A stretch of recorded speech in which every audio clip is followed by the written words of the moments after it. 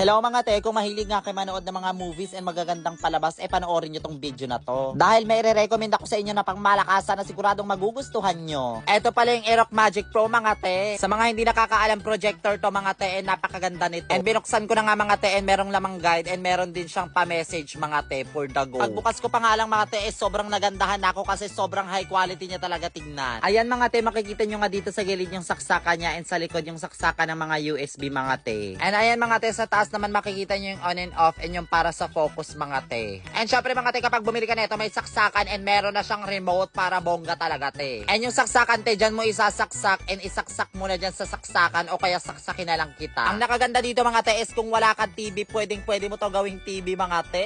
Pwede ka dito mag YouTube, mag Netflix, mag Bilibili at kung ano-ano pa. At nagandahan talaga ako te kasi sobrang high quality ng video tignan sa dingding. Ang nagustuhan ko rin dito mga te is meron siyang screen mirroring so pwede rin siya sa cellphone